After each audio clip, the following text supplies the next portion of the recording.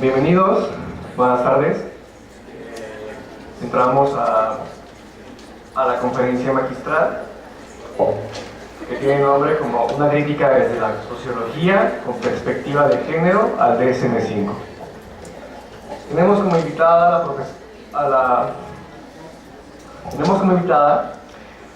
ella es doctora en sociología por la Universidad de London, licenciada y maestra en sociología por la Facultad de Ciencias Políticas y Sociales, UNAM. Es coordinadora del programa de investigación Fue coordinadora del programa de investigación feminista del Centro de Investigaciones Interdisciplinarias en Ciencias y Humanidades, UNAM. Profesora de curso Problemas Sociales de las Mujeres, Coordinación de Sociología en Facultad de Ciencias Políticas, UNAM. Es integrante de la Red Iberoamericana de Historia de Psiquiatría, coordinadora por el Dr. Rafael Huerta García Alejo, Centro de Ciencias Humanas y Sociales, Madrid, España. Integrante de la Comisión Dictaminadora de Sociología, Facultad de Ciencias Políticas y Sociales, UNAM. Representante suplente de la CAX por el SICH, UNAM. Actualmente pertenece al proyecto de investigación colectivo de la mediación en México, primer acercamiento teórico empírico aprobado por la Dirección General de Asuntos del Personal Académico, con el objetivo de realizar un primer acercamiento a los procesos de mediación en México. Medicalización en México. Por favor, démosle un cálido aplauso a la profesora Teresa Odorica. Aquí está.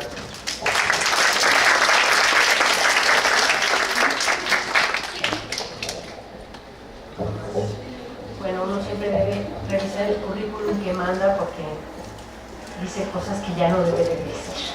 Bueno, quiero reiterar que yo soy socióloga y trabajo cosas de salud mental y género desde la perspectiva de la sociología. Yo no pretendo diagnosticar, no sé diagnosticar, no hago trabajo uno a uno, sino lo que estudio son tendencias sociales o impactos sociales ligados a formas de terapéutica en la sociedad. Y ahorita les voy a explicar de qué se trata eso. Generalmente leo, pero creo que si leo aquí voy a dormir a todo el mundo, entonces voy a intentar hacer una exposición entre leída y explicada para que sea menos pesada. Pido perdón por si me trabo, porque yo generalmente clavo el piquito y leo muy tranquilamente, pero voy a tratar de hacer algo diferente aquí. ¿Podemos poner el PowerPoint? Bueno, les digo que yo soy de sociología y siempre estoy revisando cosas de ciencias sociales en torno a la salud mental. Yo tengo lo del PowerPoint, ¿o lo tienen ellos? Ah, ok. Y hasta casi el final del siglo pasado, la verdad es que todos los debates y reflexiones sobre salud mental en el área de las ciencias sociales andaban bastante endebles y era un tema poco interesante. Parecía ser que después de la antipsiquiatría de los 70s y principio de los 80s, la sociología y las ciencias sociales habían dejado de tener un interés en algún sentido por la determinación de lo que era la salud mental y habían dejado este terreno básicamente a la psicología, pero más que nadie a la psiquiatría.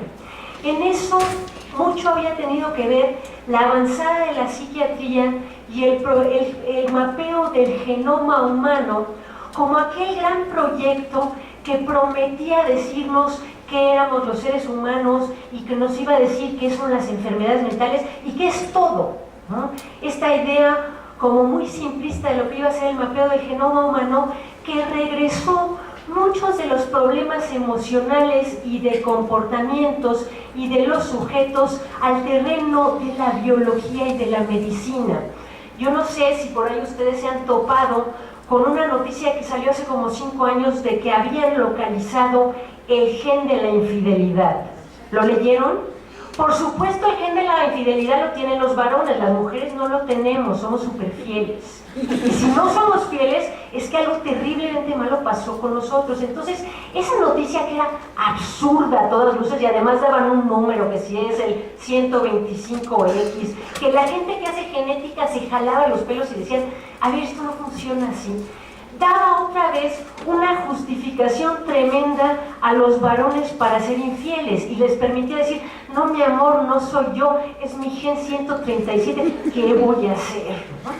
En ese mapeo y en ese regreso a toda una como visión biologicista, las ciencias sociales habíamos perdido terreno, pero esto realmente termina, casi le podríamos poner la fecha de 1999, con un evento muy importante que es, por la segunda por favor, el anuncio en 1999 del nuevo proyecto del DSM, del Diagnostic Statistics Manual, de la American Psychiatric Association. O sea, en 1999 se forma una nueva comisión de la Asociación Psiquiátrica Americana que anuncia que va a escribir un nuevo manual de lo que son los trastornos psiquiátricos y los trastornos mentales.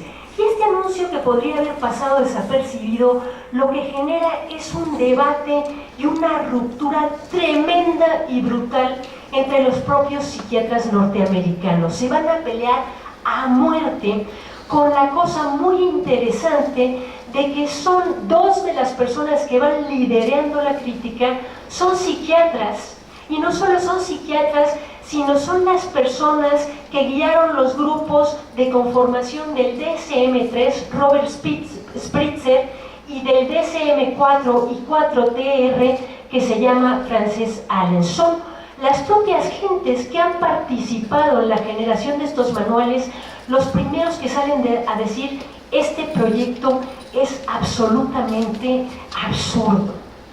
Esto nos puede parecer que no nos conmina y que no tiene nada que ver con nosotros, pero es una cosa que es absolutamente importante en nuestros países. Bueno, este detonarse que empieza en la psiquiatría, como fue el caso de la antipsiquiatría, en realidad los primeros antipsiquiatras que generaron toda la discusión en los 70 son médicos, y luego de allí pasa a las ciencias sociales, vuelve a suceder el mismo fenómeno. Cuando los psiquiatras se tiran a matar y se rompen, en gran parte, en mucha gente de la APA sale verdaderamente indignada de la APA, inmediatamente la gente de otras disciplinas, incluida la psicología, por supuestísimo, pero las ciencias sociales, paran las antenas y se unen al debate. Y entonces este debate se amplía a no solo lo que es la empresa psiquiátrica, sino analizar lo que es la empresa sí en todo su conjunto, lo que está haciendo la psicología, la psiquiatría, el psicoanálisis,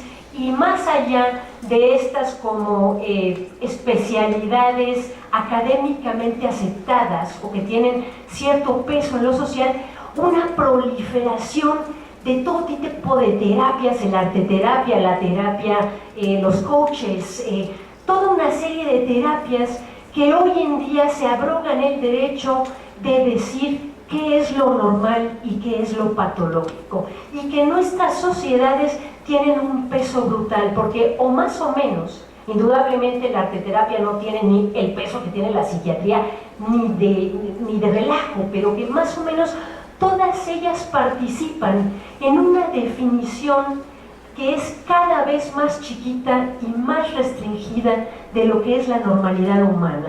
El libro de Frances Allen, que es el psiquiatra que guía la redacción del DSM-4, tiene como título sugerente Salvar la normalidad, porque él está argumentando que el DSM-5 lo que hace es totalmente destruir la normalidad. Si todos somos una bola de enfermos, y esto me recuerda a una exposición que yo vi hace mucho tiempo que decía, de cerca nadie es normal. Dices, no, bueno, ¿cómo va a ser, no?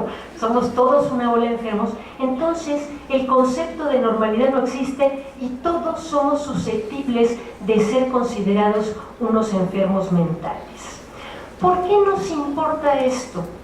Nos importa esto en la medida de que hay una serie de profesiones, como es la psiquiatría, cuyos sistemas clasificatorios de lo normal y lo patológico tienen repercusiones cada día más fuertes y más constantes en la vida de los seres humanos. Yo voy a hacer una referencia, yo no soy tan mayor, aunque casi, que mi colega que habló antes, la verdad es que casi son tan mayor, pero cuando yo iba a la escuela, los niños y las niñas éramos flojos, mal portados, excesivos, ¿cómo se llama? Consentidos. Y bueno, mandaban a casa un reporte diciendo: este niño es insoportable y a ver si ustedes hacen algo con él y lo vamos a castigar. Y eso ya prácticamente no existe. Yo ahora estoy empezando a pensar en una investigación que tenga como locus el papel de los psicólogos en los colegios y cómo ahora todos los niños son diagnosticados desde los colegios. Ya no son malos, ni son, no se puede decir que los niños son malos, pero sí, la verdad que sí. O son muy pesados, hay unos niños inaguantables, pero eso no los hace unos enfermos mentales. Y ahora salen todos desde los colegios con ya diagnósticos de TDA. El TDA no existía cuando yo era chica, eres una pesada que no te podías sentar en un escritorio, pero ahora todos los niños tienen TDA. Entonces, este tipo de clasificaciones psiquiátricas que los psiquiatras no hicieron con la finalidad de que se expandieran a esos niveles, han crecido de manera dramática y tienen unas consecuencias totales en nuestra vida. Elijo hablar del DSM-5 porque creo que nos propone un lugar muy, muy concreto desde donde podemos empezar este debate. Realmente hacer un debate sobre cuál es la normalidad humana, pues es complicadísimo, ¿no? Llamamos a los filósofos, pero si nosotros, por eso yo he elegido este debate en particular, porque creo que nos pone un locus muy concreto para discutir qué está diciendo este manual sobre lo que es lo normal y lo anormal. ¿Qué tiene que ver eso con la normalidad y la normalidad en sociedades que no son norteamericanas? ¿Qué tiene que ver eso con conceptos de normalidad y anormalidad relacionados con el género, la clase y la raza?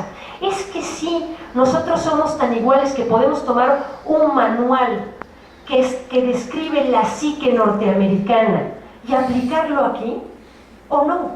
¿O somos tan distintos que no lo podemos hacer? Vamos, ni uno ni otro.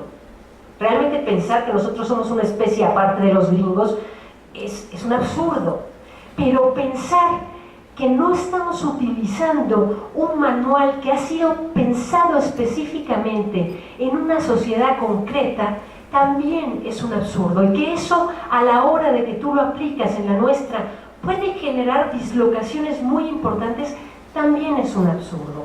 Entonces yo creo que enfocarnos en debates existentes como esto nos permite partir de un lugar concreto desde el cual pensar cómo inciden estas visiones, esta universalización de la psique y de la psiquiatría norteamericana en la determinación de lo normal y de lo patológico para hombres y mujeres, y para hombres y mujeres que vivimos y somos de diferentes contextos.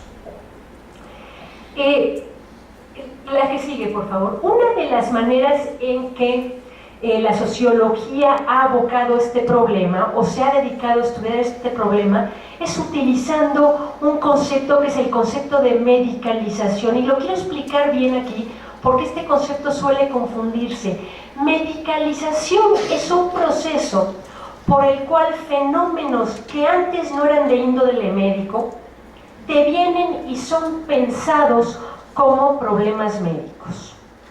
Generalmente cuando la gente oye medicalización piensa en pastillas. La medicalización puede querer decir pastillas y muchas veces las involucra, pero en otros casos no. Les doy un ejemplo, por ejemplo, la obesidad. La obesidad, antes también éramos gordos, ahora somos gentes con trastornos alimenticios que nos producen obesidad. Para la obesidad, antes cuando éramos gordos nos daban anfetaminas, y lo digo yo que fui una adolescente bien gordita, y con la mano en la cintura me recetaron anfetaminas los médicos de esa época. Eso ya no se hace. La obesidad ha pasado a ser un fenómeno médico en el que no se utilizan muchas veces medicinas. ¿Se entiende esto?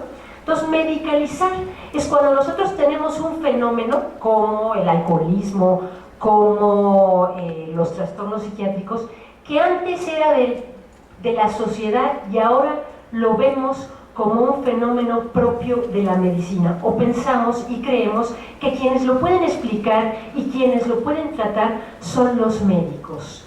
Entonces hay un autor que viene de la historia, que se llama Rosenberg, y es precioso lo que hace. Yo creo que todas las gentes que trabajamos con salud debemos leer historia, porque eso nos da cuenta de cómo las nociones de la salud y la enfermedad varían completamente según las sociedades que existen. No hay una noción que es siempre impretérita, histórica. Y Rosenberg define la medicalización como la asignación de algunos aspectos del dolor y de la discapacidad humana al ámbito de la medicina y al cuidado y jurisdicción de la explicación del médico. Esto es una explicación. Roberto tiene otra que es muy bonita, no la recuerdo ahorita, pero también trabaja medicalización. Y lo que todos los autores coinciden es que desde principios del siglo XX hasta el momento nos encontramos en un proceso en Occidente de expansión de lo médico. Cada vez más fenómenos son entendidos como fenómenos de la enfermedad y propios de la medicina. Y esto sucede también en el campo de las emociones. Cada vez más fenómenos, comportamientos y pensamientos que antes eran de la vida cotidiana van convirtiéndose en trastornos mentales o problemas emocionales pensados desde la óptica psi. Les doy un ejemplo muy claro: la timidez.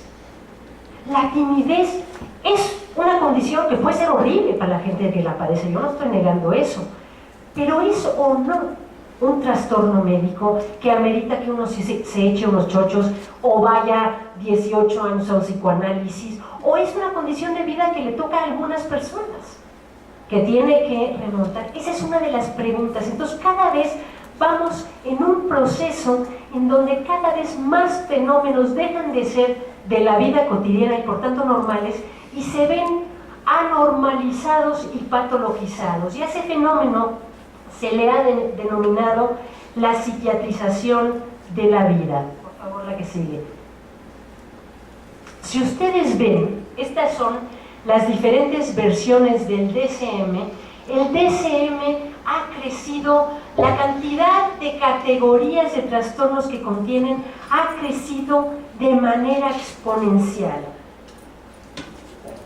Pero no solo ha crecido de manera exponencial el manual, ustedes lo pueden ver allí, es impresionante cómo cambian los desórdenes, han pasado otras cosas. La influencia del manual ha crecido cada vez más.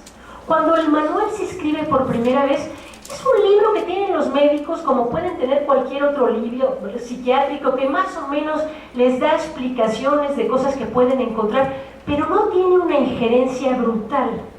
En la medida que la clasificación psiquiátrica se va imponiendo, que las diferentes aseguradoras paran las antenas y dicen: yo solamente te pago un tratamiento si tú me traes un diagnóstico que diga que lo necesitas, que las farmacéuticas se paran las antenas y dicen: oye, aquí hay un campo de producción de medicamento que es fantástico.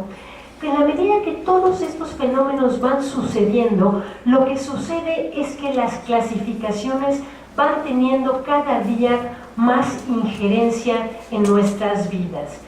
Y esto sucede básicamente por tres fenómenos. Según la crítica o la literatura crítica que hay ahorita al DSM-5, han pasado tres cosas que han permitido este fenómeno. La primera es que el DSM, quiero preguntar, ¿cuántos lo han visto? ¿Cuántos ya lo revisaron? Es una cosa de 900 y tantas hojas. Uno se muere de tenérsela que leer, de verdad. Espero que la Biblia tiene historias, tiene buenos, tiene malos, se matan. Esto es un aburrimiento de la depresión. Tiene usted que tener A, B, C, D. A la hoja 5 uno se quiere suicidar realmente. Yo me los echo pero voy bien despacito. Si ustedes lo han visto, este libro es una descripción de síntomas. Eso es lo que es.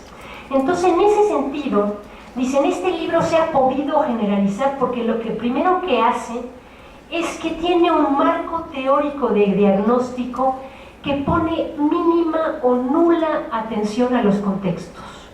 O sea, describe este tipo de emociones y de síntomas como si estos aparecieran en Marte y no tuvieran nada que ver o no estuvieran de ninguna manera relacionados con el contexto social en el que aparecen, lo cual es muy tramposo porque ustedes, si han leído con un poco de cuidado este tocho aburrido, verán que en algunos casos dice que tiene, como en el caso del trastorno negativista desafiante. ¿Quién ha oído ese? Pongan atención, ese viene fuertísimo a nuestro país, fuertísimo. Luego les voy a platicar por qué. Tiene una parte donde dice, enlista una serie de síntomas y dice: este adolescente es más desafiante que el común de los adolescentes que lo rodean.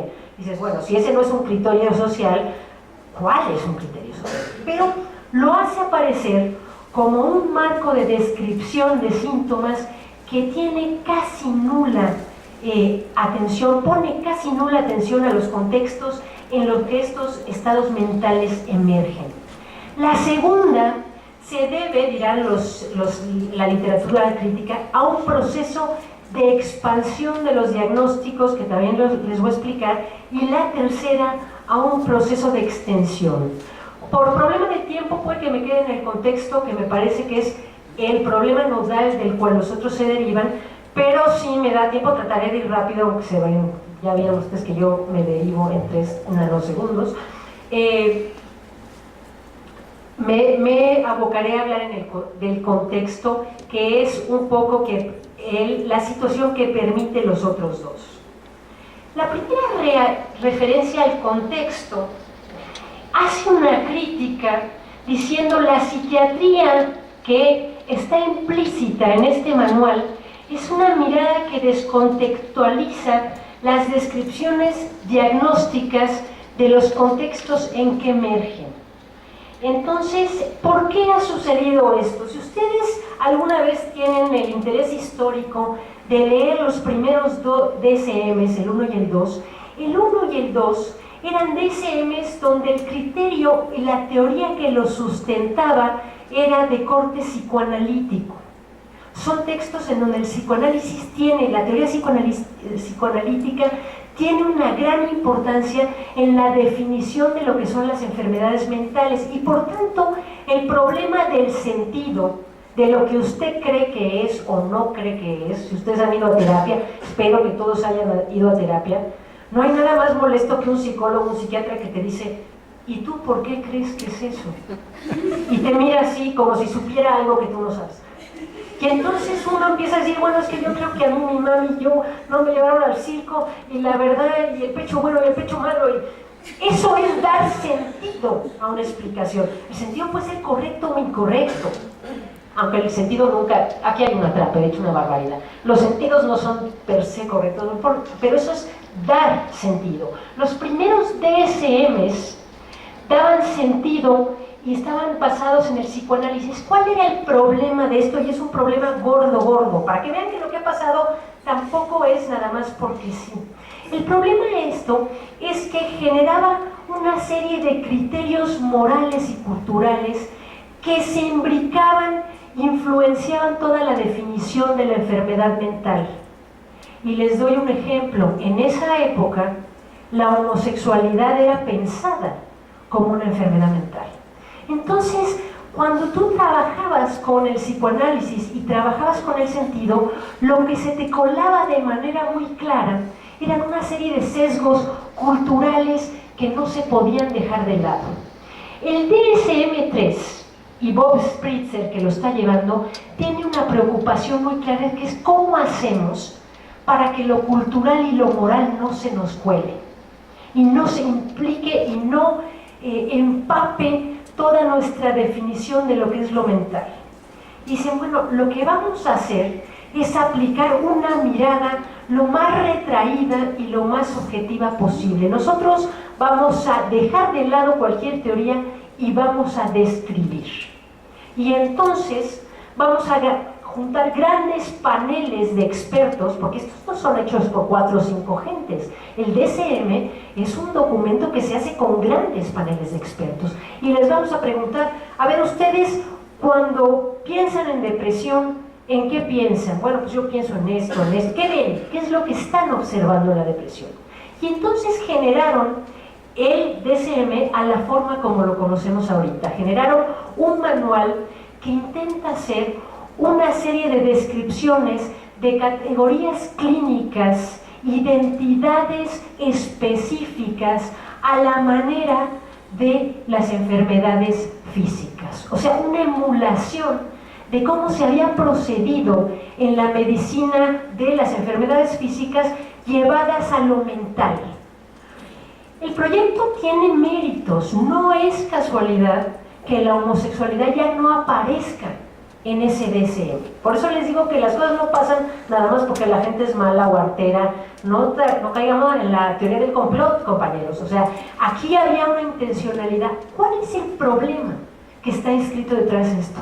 El problema que está inscrito detrás de esto es que, como bien dijo Popper a principios del siglo XX, no hay ninguna descripción que sea ateórica, ahistórica, objetiva y neutral. Toda descripción del mundo, por más que intente ser neutral, siempre conlleva una teoría. Y si conlleva una teoría, conlleva una mirada específica y contiene lugares de enunciación muy claros y específicos y por tanto sesgos. Y esos lugares de enunciación son aquellos que tiene la sociedad que los produce. ¿Qué quiere decir esto? Pues que la objetividad no existe. Por supuesto, de aquí, por favor, no deriven que uno no debe buscar siempre ser lo más objetiva y lo más objetivo posible. Claro que sí. Es una de esas cosas que son muy paradójicas. Es una situación que nunca vamos a lograr, pero a la que siempre tenemos que aspirar. Pero ¿cuál es el problema? El problema aquí, y ya me perdí, es que, este es el giro que va con la intención de evitar la influencia de lo moral y que genera que el DSM-3 y las versiones que le sigan operen bajo un supuesto que ahora se le critica mucho, que es el supuesto de que han logrado quitar los sesgos de todo tipo. Ellos no tienen teoría y por tanto no son subjetivos y por tanto no tienen sesgos y se constituyen por definiciones de trastornos que están plasmadas en categorías puntuales, que adquieren una apariencia muy clara como de enfermedad física de tipo específico, descriptivo, neutral, objetivo y histórico.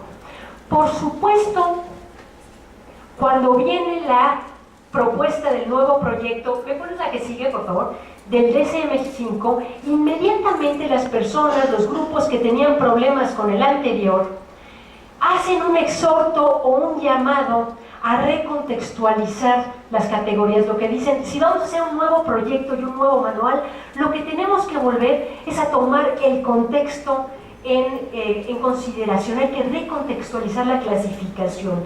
Y en el género, por ejemplo, con relación al género, encontramos un tipo de estos exhortos en el plan o la propuesta que hace the Canadian Institute of Health and Research and the Institute of Gender and Health, o sea, gente que trabaja cosas desde la salud y el género, quienes combinan a los editores del DSM y les dicen, miren, no solo apliquen la perspectiva de género o aquellas problemáticas que son claramente de mujeres, como dicen ustedes que es el PMS, que siempre tiene esta calidad de soy trastorno, no soy trastorno.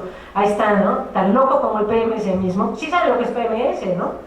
El síndrome premenstrual que nos enloquece a todas las mujeres una vez al mes y eso explica que seamos una serie de sujetos que no podemos dirigir países y cosas de estas. ¿Cómo lo vamos a hacer si una vez al mes enloquecemos prácticamente? Dicen, no solo a ese tipo de trastornos o a trastornos que tienen que ver con la identidad de género y gente que se está preguntando soy hombre, soy mujer, soy heterosexual, soy homosexual, sino a todos los trastornos y que nos preguntemos cómo cada una de las categorías que tenemos se aplican más o menos a hombres o mujeres.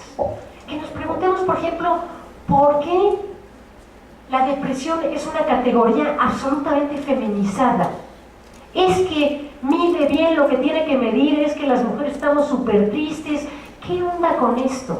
O sea, y que trate de responder si esas diferencias que encuentra entre hombres y mujeres se deben de verdad a diferencias en lo sexual, tiene que ver con los estrógenos y las testosteronas o los ovarios y los penes, o tiene que ver con construcciones sociales de lo que son hombres o mujeres, o tiene que ver con los lugares sociales que ocupan los hombres y las mujeres. Hombre, porque si uno está en la situación que nos habló Roberto Castro en la conferencia pasada y es un sujeto de violencia permanente, pues estar deprimido sería como la cosa más natural del mundo, ¿no? Uno no se deprime si le pegan de manera constante o si la victimizan. Entonces, el instituto, entre muchas otras voces, llama a este tipo de recontextualizaciones, pero a pesar de ello, lo que hace el grupo que proyecta el DSM-5 es completamente lo contrario. Lo que hace es esto que está, este es su plan, esta es su declaración programática, volverse mucho más riguroso en los términos más tradicionales de la ciencia, es decir, descontextualizar aún más y pensar en una visión lo más biologicista y lo más reduccionista posible. Esto no es ninguna novedad. En realidad, las visiones reduccionistas y biologicistas son de fines del siglo XIX. La medicina mental de los alienistas, que no de los psicoanalistas, y de los médicos de la mente, es una medicina que se construye copiando el modelo médico, pero no cualquier modelo médico, el modelo médico de las enfermedades infecciosas, que en ese momento está teniendo un auge y un éxito. Piensen en el siglo XIX, cuando empezamos a descubrir que hay una bola de bichos por ahí que nos producen enfermedades frente a los cuales podemos hacer algo. La medicina de lo infeccioso da un brinco gigante y se vuelve el modelo del progreso en medicina. Y entonces los alienistas y los pensadores de lo mental piensan, por supuesto, va por aquí. El problema de la locura, el problema de la enfermedad mental es un problema eminentemente biológico, y los ves cortando cerebros a diestra y siniestra, y la verdad es que, salvo en el caso de la parálisis general progresiva, ¿sabe lo que es? Que es la locura que te producía la sífilis en su estado terciario. La sífilis, que es un bicholo, que ustedes ya no conocen y yo ya por suerte no conozco porque lo quita la penicilina, que es un bicholo que ¿cómo se transmite? Haciendo cochinaditas, ¿verdad? Por transmisión sexual, producía en su último estadio una locura muy particular, una locura muy engrandeciente de señores que se sentían que eran presidentes, que eran dioses, que eran grandes figuras, y tenía esta característica. Cuando se descubre que esto es producido por un bicho, por supuesto que el paradigma de las enfermedades mentales dice, aquí está la clave. Estas son claves, y dice, todas las enfermedades mentales devienen de la biología. Lo que pasa es que no hemos descubierto de dónde, y eso es lo que hay que descubrir. Bueno, esta es la impronta que continúa en el DSM-5, con la salvedad o la especificidad que hemos avanzado muchísimo desde principios del siglo XX, y hoy en día lo que está puesto en el centro de estas discusiones son las neurociencias como los grandes ejes de explicación de la psique y de las personas y de las emociones, y la genética. Allí están avanzando. O sea, quiero decirles, los van a dejar sin trabajo. O sea, que aunque nomás sea por una defensa profesional de que lo psicológico no es biológico porque yo me quedo sin trabajo, señores, hay que pensárselo, En ese sentido, lo que hace el DSM es reforzar este criterio, y lo que ha producido es el cisma que ha producido. Y la literatura crítica hace todo un debate en varios sentidos. En un primer momento, pongan la que sigue, por favor. En relación al contexto dirá, el problema del manual número 1 es que no da cuenta del nivel discursivo, o sea, no acepta que toda descripción, lo que yo les decía, que toda descripción conlleva necesariamente una teoría, una mirada y por tanto contiene sesgos, no puedes dejar de tenerla. El conocimiento psiquiátrico no es diferente de ningún otro conocimiento en ningún otro lugar, es un saber humano y como saber humano conlleva la mirada de una época. Si ustedes ven la física de Newton y la física hoy en día es completamente diferente, ¿no? La época, incluso en las cosas, menos la mecánica, que es tan objetivamente objetiva que ya nadie la hace porque no hay nada más que decir, ya se dijo todo y se murió de aburrimiento la mecánica y todos la que la hacían.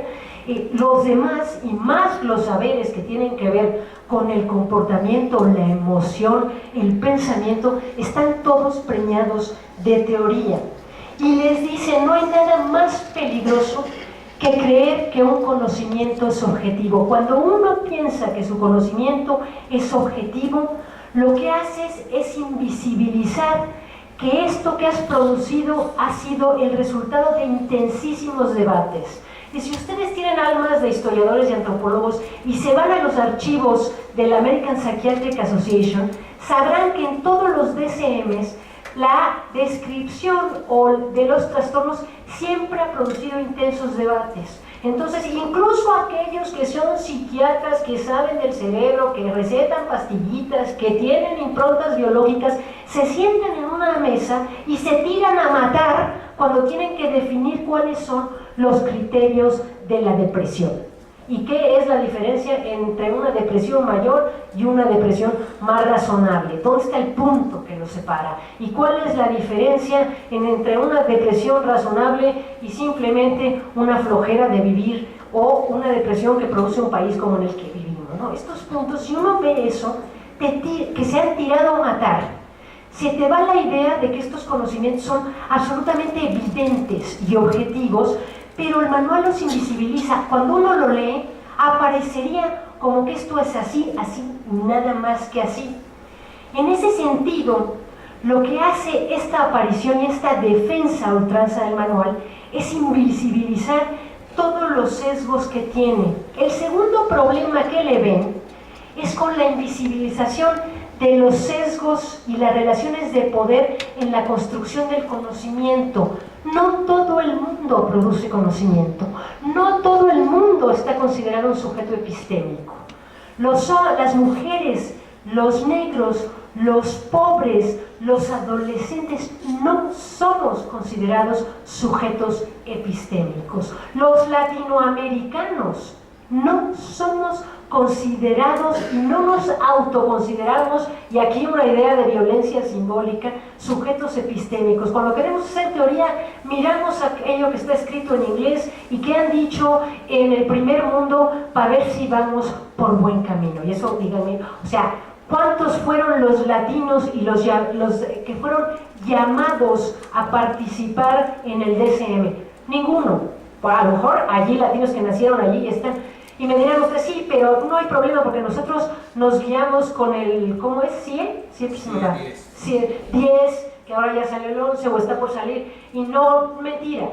Se han ido equiparando y además tengo la mala noticia de decirles que si ustedes ven la comisión que redacta los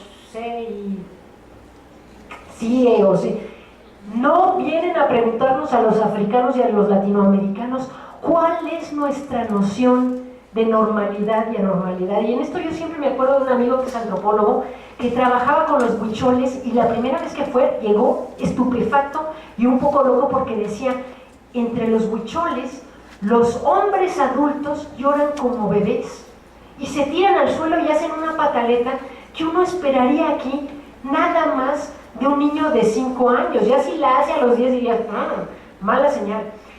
Y allí los varones adultos lo hacen sin ningún problema. Es una expresión de las emociones que dentro del contexto huichol está perfectamente aceptada. Entonces, cuando esto sucede, cuando no reconocemos estas relaciones de poder, entonces lo que no estamos reconociendo es que hay grupos muy importantes que nunca construyen ideas ni son escuchados cuando presentan nociones de lo que es normal y patológico para ellos. Ustedes, los que tengan ánimo de género, y espero que sean muchos, si leen manuales sobre lo que somos las mujeres de principio de siglo y de medio de siglo y ahorita al final, y al principio de este, verán que decían los médicos que eran varones una serie de cosas de las mujeres que tú dices, eso no pasa, eso no existe. Las mujeres que leen mucho se les seca el útero. No, señores, no se les seca nada. No se les seca nada. Y lo decían con una seriedad. ¿Por qué? Porque nunca pusieron una mujer a leer o un grupo de mujeres a leer y preguntaron, ¿se les ha secado algo? No, pues mire, no. No, a ver, trivializo para que no se duerman. Pero lo que estoy diciendo aquí es que no todos los grupos sociales tienen las capacidades de construir sus propias visiones de lo normal y lo patológico y de establecerlas como clasificaciones que se apliquen a ellos. ¿Qué pasa con esto?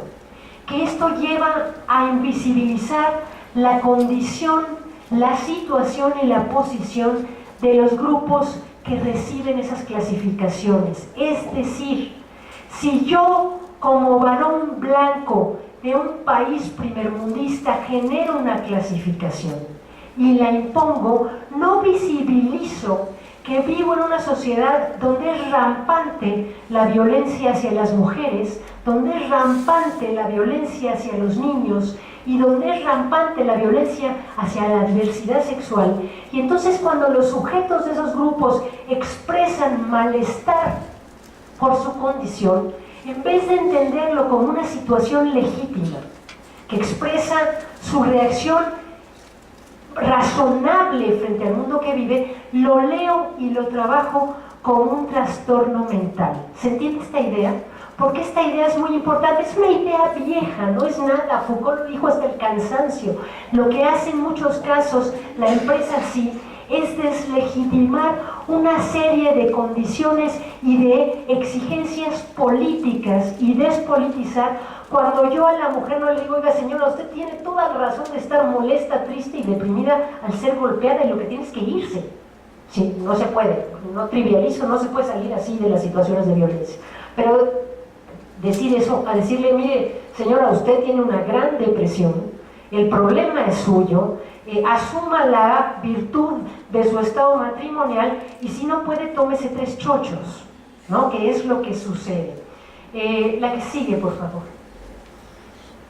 Esto ha llevado a medicalizar con una inmensa facilidad grupos sociales desempoderados. Y aquí les traigo unas diapositivas. No es cualquier revista, es la revista de la Asociación Psiquiátrica Americana que hizo el manual y que está promoviendo nada más y nada menos que ¿qué? La lobotomía. La lobotomía, y es casualidad que aparezcan allí mujeres y mujeres negras, claro que no. La lobotomía se hizo mucho a mujeres y la primera lobotomizada fue una mujer, pero miren ustedes el contexto en el que está hecho. ¿Cuándo se lobotomiza a la mujer? Por favor, miren el lado derecho, es una horrenda mujer, mal encarada, fea, con la que nadie quiere estar casado. Y nadie quiere que sea su mamá. Miren qué gesto de mala persona.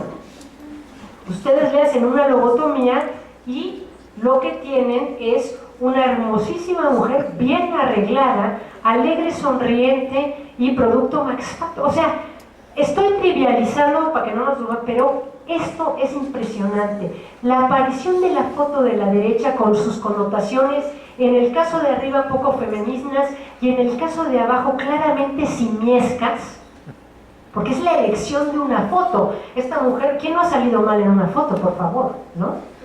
Si tomaran como indicativo de nuestra personalidad una foto y con ella determinaran nuestro estado mental, que se trató de hacer, llegaríamos a este tipo de conclusiones. Entonces, han habido momentos, y lo sigue habiendo, donde esta incapacidad de que grupos alternos, uno, generen concepciones de salud y enfermedad que les son propias o que se discutan de manera más alta, y dos, se reconozcan sus estados emocionales como estados legítimos y no como trastornos mentales, se vuelve fundamental. En tercer lugar, el problema tiene que ver ya con cómo sentimos. No, estos dos que he hablado tienen que ver con cómo y quién produce el conocimiento, como si el conocimiento no fuera androcéntrico, clasista, racista, europeizante, primermundista, etc. Y no generara problemas muy serios cuando se aplica a sujetos que no pertenecemos a esos lugares. La tercera gran crítica tiene que ver con la producción de las emociones. Quiere decir, este manual lo que hace es entender las emociones como si no se dieran en contextos, como si yo, mi tristeza, mi furia, mi amor, mi gusto, no fuera resultado del lugar donde vivo. Ahorita tenemos un gran problema con los jóvenes, que es un problema de un desinterés muy grande. Es que son ustedes horribles porque son una nueva generación espantosa que no lee, que no nada le interesa, que son absolutamente individualistas. Claro que no. Es que viven en un país en donde nada tiene por qué interesarles, porque todo se cae a pedazos. ¿Quién puede estar feliz cuando el dólar cada día es más alto y uno tiene clarísimamente claro la repercusión que eso va a tener en su bolsillo? No es porque no pueda viajar a los Estados Unidos, ojalá fuera nada más eso. Entonces, la gran crítica es una crítica de la descontextualización, como si los sujetos nos produjéramos o sintiéramos o tuviéramos experiencias fuera de los contextos sociales. En ese sentido, para las mujeres, este pensamiento produce dos problemas, uno de subdiagnóstico y otro de sobrediagnóstico. ¿Cuál es el de subdiagnóstico? A ver, ¿le pones la que sigue, por favor? Perdón, este es el sobrediagnóstico. La de subdiagnóstico, por ejemplo, les doy un ejemplo. Poco a poco, una serie de investigaciones en Estados Unidos se han dado cuenta que las adolescentes de familias latinas tienen porcentajes de suicidio mucho más altos de cualquier otro grupo de adolescentes en Estados Unidos, de los varones y de otras mujeres. Hasta ahorita, como no se habían juntado como grupo, siempre se había tratado como un problema individual de las personas. Es un problema de Juanita, es un problema de María, es un problema de Lupita, y entonces, o máximo, es que su papá es mala onda, o es que su mamá es muy así. Cuando tú las pones como grupo y ves que tienen un índice tanto más alto que los otros sujetos, la pregunta es, ¿qué es lo que su condición, posición y situación social está produciendo o les está generando como grupo que las haga mucho más vulnerables al suicidio? Y desde allí das explicaciones. Parecería ser que estas chicas viven inmensas tensiones entre hogares que son mucho más tradicionales que la sociedad de afuera en las que están inmersas. Entonces, que mientras hay una sociedad que las invita a ver a Miley Cyrus, que cada día se quita más cosas de su ropa y cada día nos enseña las cosas, y a la libertad sexual, como decía el compañero Los Fris, y a una serie de promesas, el estudio, el trabajo, las posibilidades, la maternidad elegida en el hogar. Hay toda una serie de improntas que además han funcionado para ese hogar, que están diciendo lo contrario, y que eso produce para estas chicas una inmensa tensión que las lleva al suicidio. Entonces, si tú no estás mirando esto, lo que vas a producir es un sobrediagnóstico de estos sujetos, un subdiagnóstico de estos sujetos. Por otro lado, las mujeres tenemos otro problema, y el problema es al que yo me había referido antes. Cuando una serie de malestares que son producto de nuestra situación y nuestra condición y que tenemos como grupo, por eso podemos decir que son producto de nuestra condición y nuestra situación, son leídos como problemáticas individuales. ¿Sí? ¿Esto se entiende? Cuando A mí me dicen, usted está deprimida porque no haces, porque no vas, porque no lees, en vez de usted está deprimida porque realmente es una mujer y las mujeres tienen 3 veces más de posibilidades por su simple condición y situación de ser mujer, de estar deprimidas porque viven en condiciones de opresión. Y las condiciones de opresión, de subordinación y de explotación generan problemas mentales. No es casualidad que en los sectores de clase baja, donde la explotación es rampante, se den altos grados de enfermedad mental. Si la explotación es brutal y la vida es precaria, la psique sufre. Les traigo esto porque me parece, yo cuando lo vi, y lo pongo en todas las conferencias, me quedé estupefacta. Metzel y... no me acuerdo, Metzel, y si a alguien le interesa se lo paso después, hace una interesantísima investigación de toda la propaganda en Estados Unidos que se hace de la medicación para los problemas mentales, y acaba dándose cuenta que en general esta propaganda tiene un sesgo de género que es brutal. Es en mucho mayor medida dirigida a las mujeres.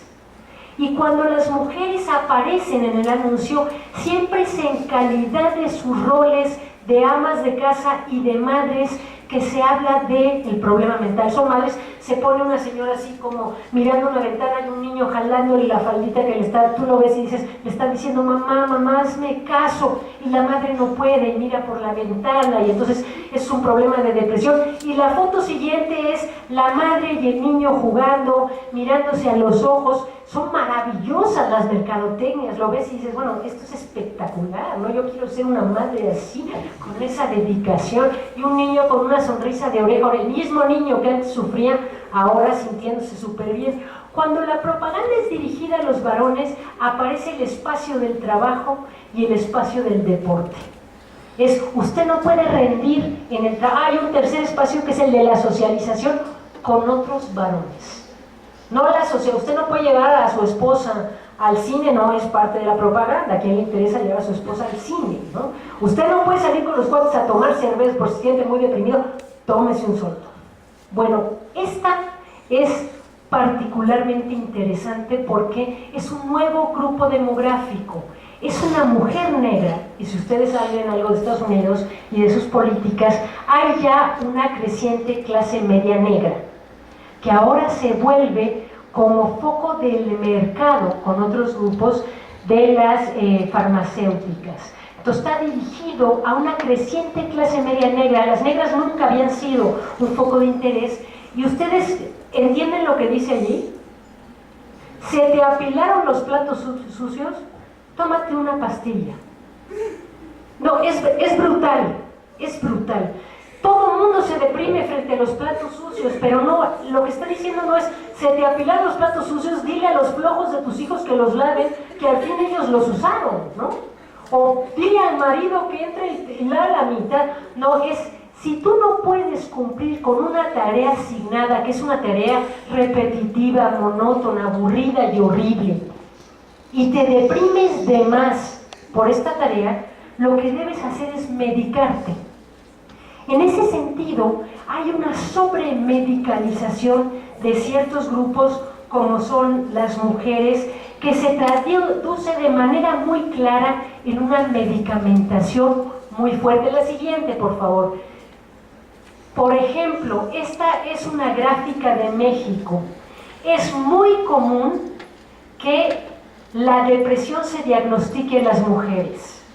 Y la pregunta ¿es que se está esperando que la tengan? ¿Es que la tienen? Si la tienen, ¿por qué la tienen? ¿O esto es un sesgo del instrumento que mide? Claramente estamos viendo que en una gráfica del 2002 el número de mujeres diagnosticadas con depresión es muchísimo más alto que el de varones. Entonces casi que es crónica de una enfermedad anunciada. En Estados Unidos y en Gran Bretaña, donde hay investigaciones y donde se han ido a ver, también se ve que esto sucede, pero que los grandes diagnosticadores de la depresión de las mujeres no son los psiquiatras, ni siquiera son los psicólogos, son los médicos en los servicios primarios de salud. Es decir, uno llega al ISSSTE, va con el gastroenterólogo, le cuenta que se siente medio triste, el gastroenterólogo decide que además de los bichos de la panza tiene depresión, no la pasa a un experto y la medica. La que sigue, por favor. Esta es una gráfica realmente brutal del consumo de medicamentos psicotrópicos en los Estados Unidos. Es del 2011. Si ustedes ven, la cantidad de mujeres que están medicadas, el crecimiento, el azulito más claro es 2001.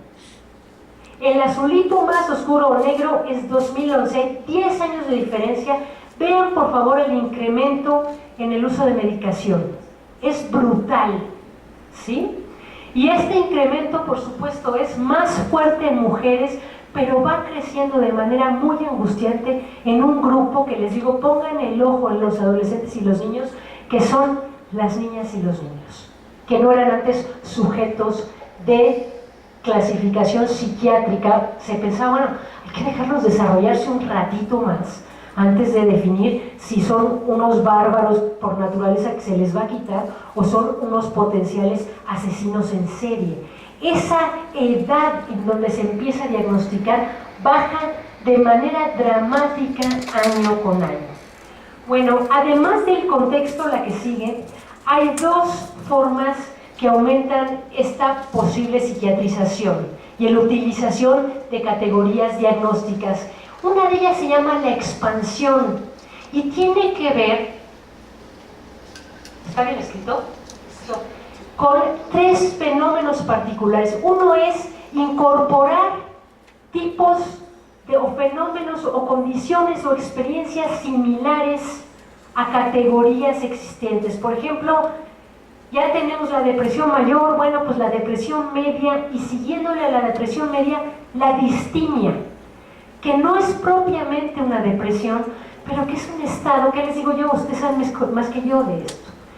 O una gente que no puede articular palabras frente a otros sujetos con la timidez. Entonces, esto va borrando las fronteras y va haciendo que el número de sujetos que somos diagnosticables sea cada vez mayor. El segundo es el aumento de categorías, y ustedes lo vieron en los DSMs, y el DSM-5 es el escándalo.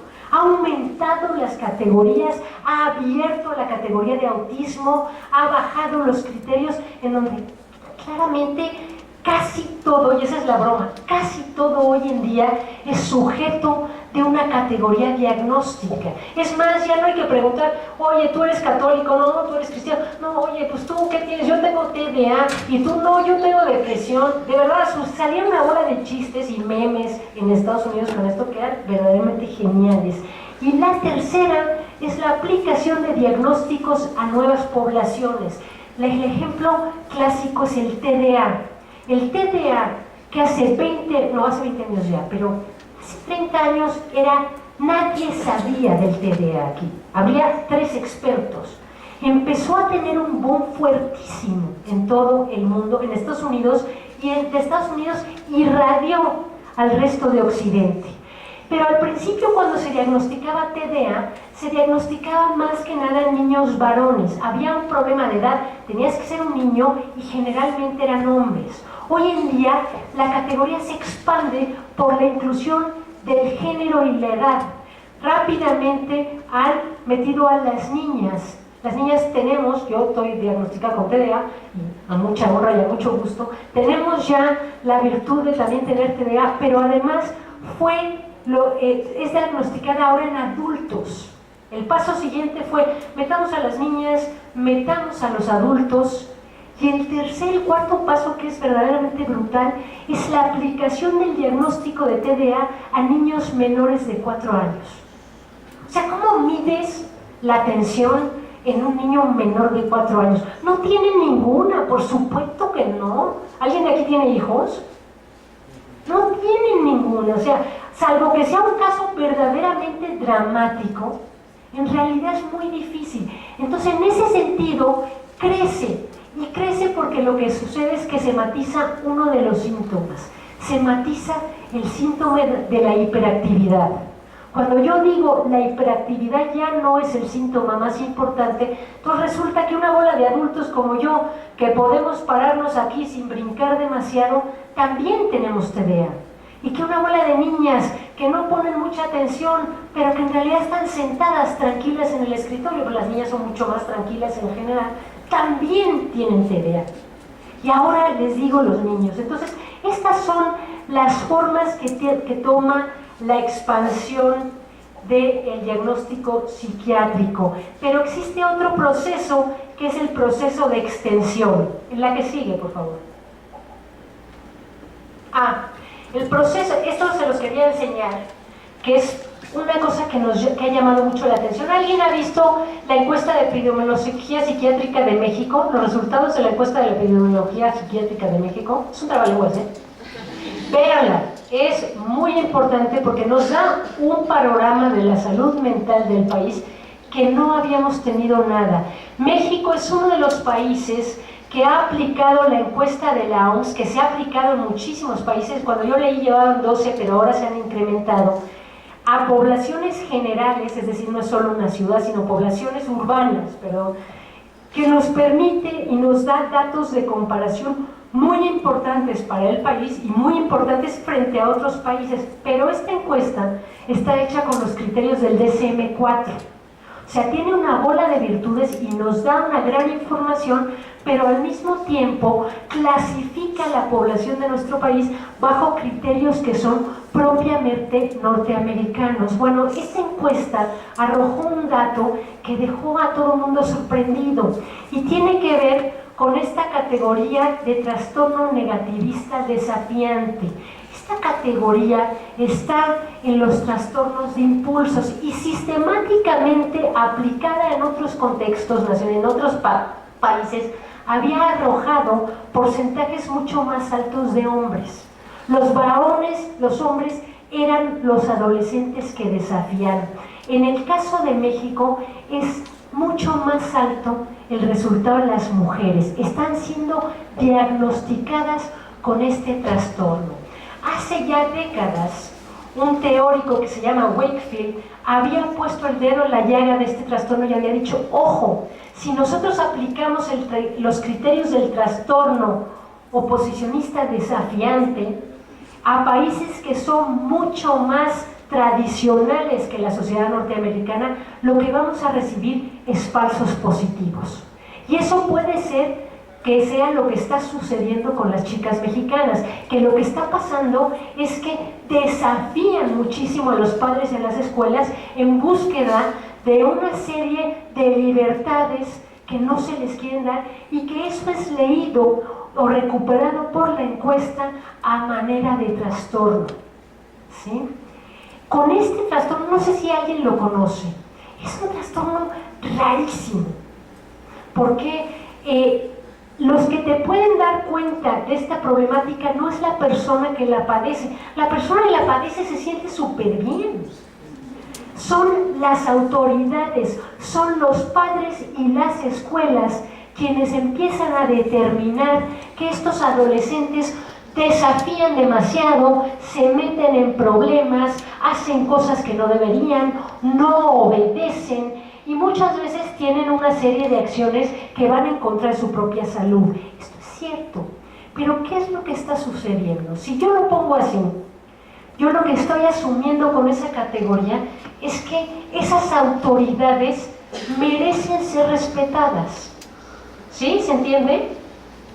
Que el desafío es un error porque es una buena autoridad. Y Wakefield decía, ¿y si resulta que esa chica que ha sido trastornada es abusada sexualmente por el padrastro y que toda su actitud de no llegar a casa es una forma de evitación de ser sometida a este abuso y este enojo? Eso solo lo puedo saber si yo me siento con la chica, hablo con ella, genero un contexto de relación en donde le doy la suficiente tranquilidad como para contarme la historia. Si todo esto no pasa y yo paso por un listado de síntomas, acabo con la conclusión de que la que es una enferma es ella y no el padrastro. Y pone otro ejemplo y dice, ¿y qué tal Si este chico es un chico negro que vive en un barrio verdaderamente violento, donde su única posibilidad de sobrevivencia es pertenecer a una banda de matones. Y esa es su posibilidad de sobrevivir. Y esa banda de matones le exige como rito de entrada que ataque, golpee o mate a alguien. Es que ese, por supuesto nadie le va a decir, bravo, qué bien, bienvenido al club, qué bueno. No, no se trata de eso. Pero se trata de que tú allí leerías como un trastorno del chico lo que es una actitud de sobrevivencia frente a un entorno verdaderamente violento. Y entonces lo que tratas de hacer con el chico es completamente equivocado. ¿Se entiende? Bueno, ¿qué está pasando con las adolescentes mexicanas? Es que esta categoría va a servir para que los padres y las escuelas las vuelvan a meter a roles tradicionales, o efectivamente lo que estamos viendo es una crisis en las adolescentes mexicanas a la que debemos de atender. ¿Son ellas el problema o el problema son los demás? Y ojo que la respuesta de esta pregunta es muy complicada, pero es vital para los sujetos que van a ser calificados como una cosa o como otra, ¿no? Yo realmente leía eso y veía, todos mis sobrinos han tenido trastornos desafiantes. Tengo una sobrina que está metida por allí que tiene un trastorno desafiante total, absoluto. Cuando yo la conocí cuando era chiquita, realmente hubiera sido sujeto de esta categoría en manos, no de un psiquiatra súper inteligente, capaz y hábil, pero de una serie de sujetos que utilizan este tipo de instrumentos con una trivialidad y una superficialidad galopante. Y una serie de escuelas que hoy en día, les digo, a mí me preocupa profundamente el problema de las escuelas de México, por lo menos de la ciudad, donde yo no quiero vituperar, les quiero decir una cosa, yo estoy muy a favor de la psiquiatría y estoy muy a favor de la psicología, me parecen grandes conocimientos y creo que en manos de gente que los maneja bien, son vitales para el bienestar de las personas, pero en manos de personas cuyo interés es que funcione una escuela tranquilamente, son realmente peligrosos, porque mi interés no es el niño como tal, es el funcionamiento normativo de la institución. Y entonces lo que yo tengo que hacer es tranquilizar de una manera u otra a todo niño, adolescente que me genere problemas en una clase, sea la que sea la razón por la que me los genere, ¿sí? Entonces, mantengamos el ojo bien puesto en este tipo de procesos de expansión. Ya voy a terminar, les veo cara de aburrimiento. Medicalización por extensión, la que sigue, por favor. ¿Cómo se medicaliza? La que sigue, por ahí. Se medicaliza porque el nuevo DSM lo que hace es flexibilizar de manera tremenda y reducir las fronteras entre lo normal y lo patológico. Si ustedes ven la categoría de depresión, la cantidad de tiempo requerido para que yo lo nombre depresión ha bajado sustancialmente. El tiempo se ha reducido. Nadie supera la muerte de un ser querido en un mes. Nadie que tenga medio corazón lo supera. Hombre, nadie supera la ruptura con un novio o con una novia que al fin y al cabo ni te convenía en un mes, ¿no? Es la reducción del tiempo y las fronteras de procesos naturales de dolor, de enojo, de frustración, permite que todos los sujetos caigan bajo el rubro de trastorno mental. Por supuesto que duele horrible la muerte, la ruptura, el divorcio. Nadie está haciendo una crítica de eso. Por supuesto que duele horrible. Por supuesto que uno se siente muy mal. Por supuesto que no puede comer. Todo eso es verdad. La pregunta es, ¿eso lo califica como una experiencia de vida que yo medicalizo? ¿O lo califica como una reacción lógica y normal frente a la pérdida de algo que se desea y se quiere? Las dos necesitan respuestas. Yo no pretendo que la gente se siente y llore, pero no son las mismas respuestas.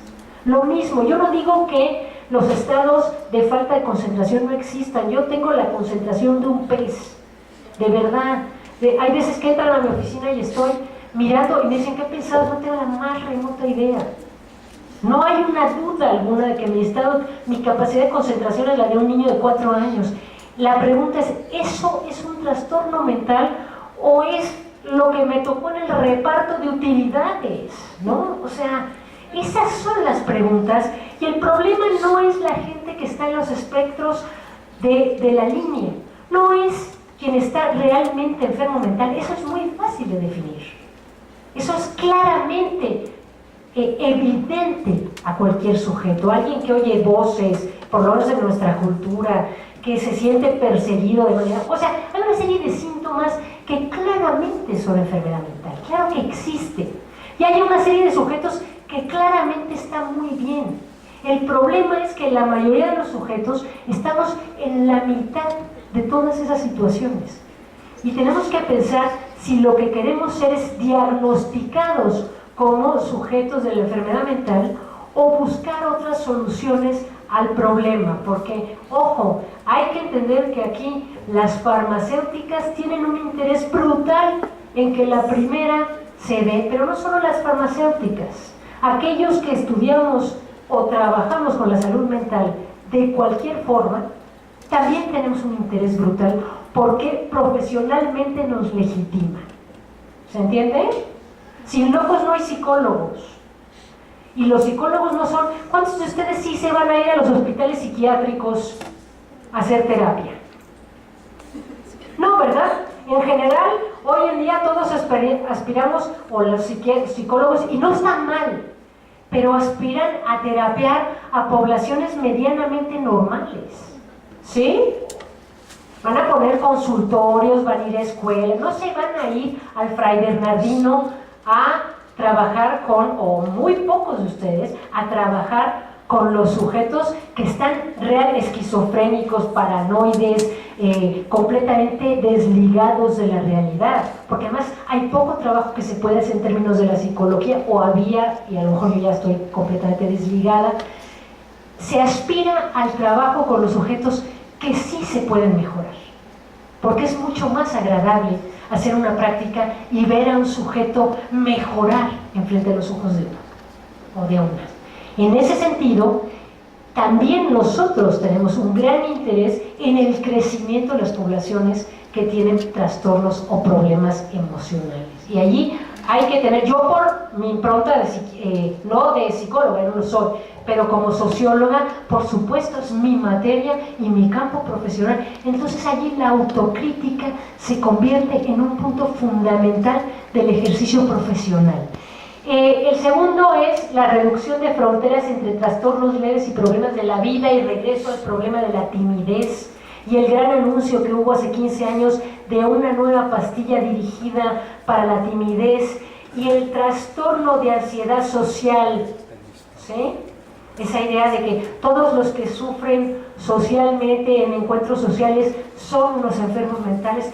No, señores, el encuentro social genera mucha ansiedad, y con la edad uno se va volviendo más desfachatada, pero si ustedes estuvieran en mi piel y me pudieran oler, sabrían que yo he sudado todo lo que se puede sudar ahorita, aunque me vean así tranquilamente, ¿verdad?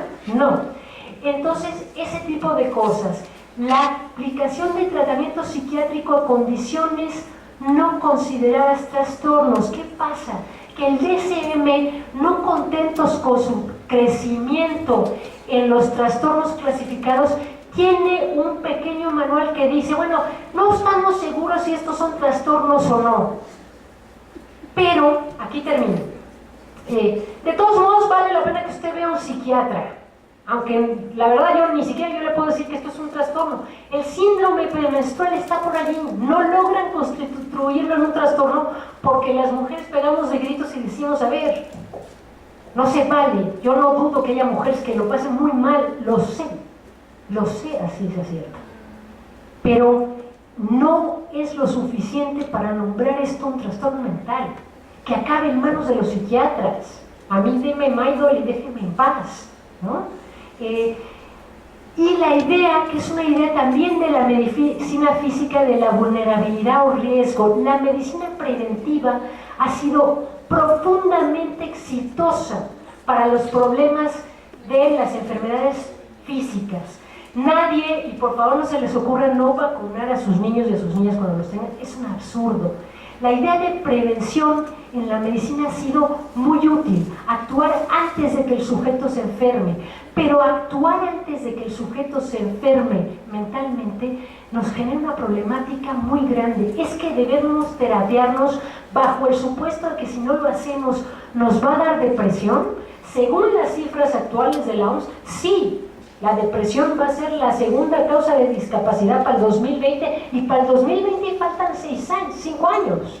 Antes sobre el 2020 se oía así, faltan 5 años. Entonces todo el mundo, habemos casi la mitad de la humanidad bajo esta lógica del riesgo, susceptibles de ser entendidos y entendernos como enfermos mentales. En ese sentido, yo no estoy en contra de las clasificaciones se tienen que hacer, pero se tienen que hacer siempre con la idea en la mano de que son conocimientos que incluyen y que están preñados de una serie de sesgos que hay que revisar de manera permanente y se tienen que hacer de manera contextual. Yo no puedo saber si un adolescente está mal psíquicamente o no está, si no entiendo el contexto y no me molesto hablar con ella y aplico una prueba que no le pregunta nada. Y no entiendo si utilizo una clasificación que a lo mejor no se aplica totalmente bien en nuestro país. Todo esto que les platico, hay poquísimo hecho en nuestro país. No sabemos casi nada de cómo reaccionamos, de cómo se extienden las clasificaciones, de cómo son las formas de medicar, de quiénes son los sujetos que toman medicación y cómo la toman, porque yo les puedo decir que tenemos un problema gravísimo de gente que se automedica. Las amas de casa son las reinas de la automedicación, de verdad.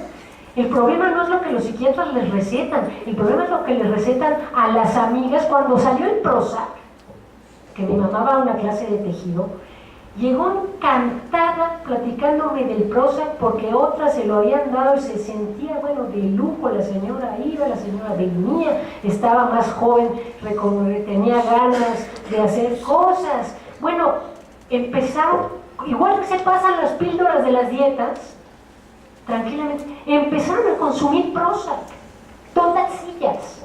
Decías, pero esto es una barbaridad, no me siento muy mal. Luego resultó que el Prozac no servía gran cosa para muchos estados, ni te hacían los hijos mejores, ni a los maridos mejores, ni a la situación de violencia mejor. Entonces al final no te quitaba una bola de problemáticas que tenían. Pero estas son cosas que como no investiguemos, vamos a estar a merced de criterios extranjeros y de farmacéuticas y de problemáticas que no se aplican a nuestra realidad. Muchas gracias.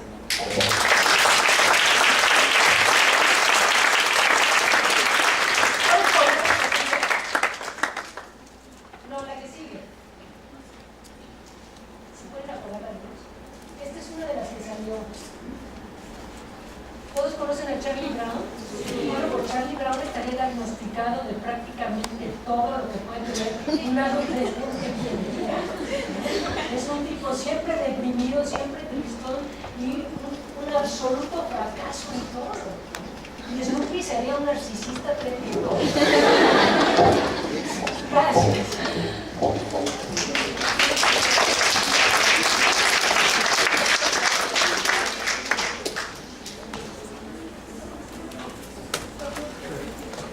¿Alguna pregunta? ¿Algún comentario?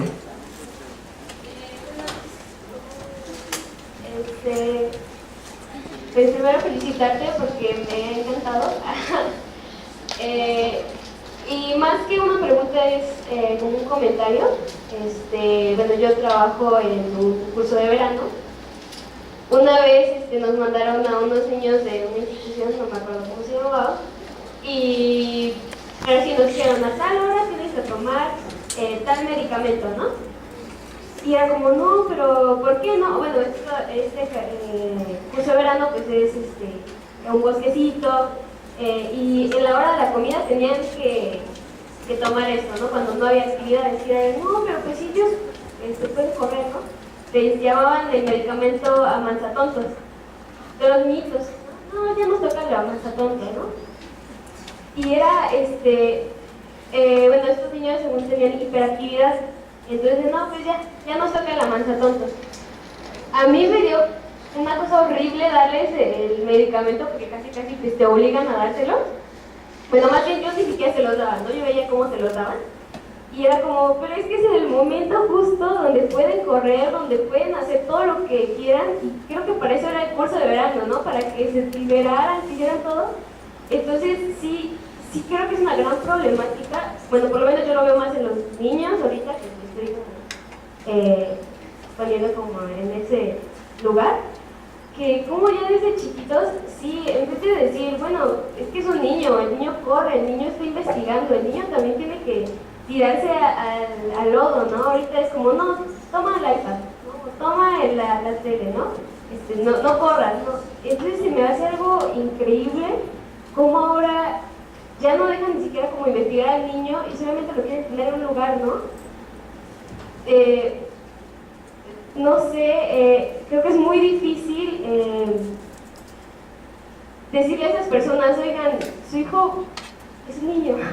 Mira, yo voy a decir una cosa, porque como decía el ponente anterior, en las conferencias uno reduce tanto. Yo no estoy nada en contra de la medicación psiquiátrica. Creo que es utilísima cuando se utiliza de la manera que debe utilizarse. Creo que hay gente que lo necesita, que le viene bien. Yo he hecho uso, generalmente no cuento mis historias, pero de medicación psiquiátrica. Y también en esto de la lectura del TDA, me he topado con muchas fuentes de estas páginas de padres y madres verdaderamente desesperados por niños cuyo comportamiento es brutal y buscando soluciones porque además se sienten muy agredidos por tomar. Entonces no dudo que haya una bola de niños que sí que lo necesitan. El problema es quién define. No están mal las clasificaciones, no están mal las medicaciones. El problema es, aquí tenemos intereses muy encontrados y entonces tenemos que tomar decisiones muy claras. Empezamos por decir, bueno, ¿qué es el trastorno mental? Porque el DSM no lo contesta. Uno pensaría que abre diciendo, el trastorno mental va a ser tal cosa. No lo contesta. Entonces, ¿qué es? ¿Cuándo se aplica? ¿Quién lo aplica? ¿Cómo lo...? Porque yo también era muy crítica de los padres y a base de leer páginas de padres y madres con trastornos y verdaderamente sentir, porque tú lo vas leyendo, las puedes buscar en Facebook, están en la red es fantástica como fuente de información. Dices, bueno, estas personas de verdad están sobrepasadas. Ahora, si esta es la solución para todos los niños, esa es la pregunta. ¿Cuándo no? Porque también, hablando con psiquiatras, porque uno tiene que hablar con psiquiatras y va a ser crítica, me decían, mira, es que muchos adolescentes que no se medican, se automedican con alcohol y con droga. Entonces, empiezan a tomar alcohol y se sienten muy bien, más allá de lo bien que nos podemos sentir todos cuando todos tomamos alcohol, que nos sentimos muy bien y muy felices, porque tiene un efecto de medicación. Entonces dice, a ver, ¿allí qué haces? Entonces, son problemáticas que no tienen respuestas, nada, no es un problema de sí o no, es un problema de una cosa muy compleja, donde hay intereses muy encontrados. O sea, los del APA nos podrían decir, miren, nosotros hicimos nuestro manual, nunca les dijimos que lo utilizaran en México, no es nuestra bronca, generen el suyo. O sea, los problemas sociales no pueden responder sí o no, sí, claro. Por supuesto que no somos tan diferentes los seres humanos como para que cada pueblo necesite su propio manual. Y este es el de Toluca, porque los toluqueños nos gusta el chorizo verde y todo lo demás. ¿Cómo que verde? Eso está podrido. No, o sea, ni somos tan diferentes que no pudieras tú hablar de una serie de estados y con las enfermedades serias que hoy ya casi no le interesan a nadie y no hay presupuesto para ellas. Realmente lo que tú ves es que todo el mundo coincide. Porque tú dirías, no, los africanos que tienen chamanes, que oyen voces. No, los africanos son igual de prácticos que nosotros. Cuando alguien oye voces fuera de contextos particulares, te dicen, esa persona está bien enferma, hay que llevársela a algún lado y ayudarla, ¿no? Pero son discusiones que nos tienen que llevar a evitar todo tipo de respuesta rápida de lo que está bien y lo que está mal y los que son buenos y los que son malos Y estas pugnas de los psiquiatras, yo he hablado con los psiquiatras, me miran con un desprecio absoluto y total, jamás me preguntan por la sociología de la psiquiatría, pero en donde tú digas es que los psiquiatras son todos malos, no les importan, los quieren medicar y las farmacias, no va por allí. Si uno no complejiza cualquiera de estas situaciones, corre riesgos. Para las mujeres la medicina ha sido fatal y fantástica. Nos ha hecho cosas terribles y nos ha permitido, yo soy una gran defensora de la terminación libre del embarazo en condiciones de salubridad, asistencia y no problemática. O sea, y en términos, a una mujer golpeada con una depresión brutal, o le das un chocho para que salga, o no sale. Te lo pongo así, o sea, pedirle a una gente en condiciones de destrucción emocional que agarre sus cosas y se vaya, es imposible. Es imposible. Entonces, te entiendo el horror que uno siente ante la idea de que los niños tomen, y esa es una gran pregunta. O sea, ¿qué va a pasar? No tenemos investigación, no sabemos por el tiempo. Los psicotrópicos son de los 50 del siglo pasado para acá. ¿Qué sucede cuando tú empiezas a medicar cerebros de 5 años? ¿Quién sabe? ¿Es mejor la opción de no medicarlos? ¿Quién sabe? O sea, ¿sí?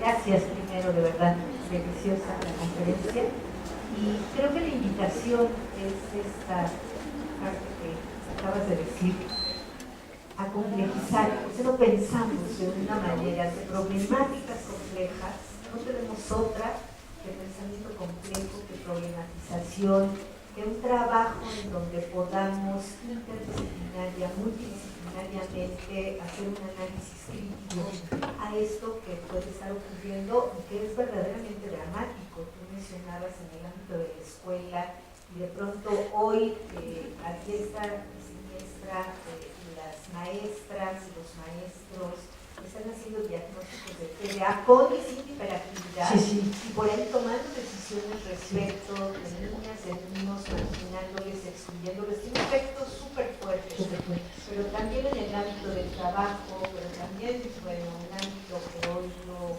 conozco muy de cerca, que es el sistema penitenciario, y haciendo verdaderas barbaridades en el sentido de que está investigado suficientemente, ni está problematizado ni está complejizado.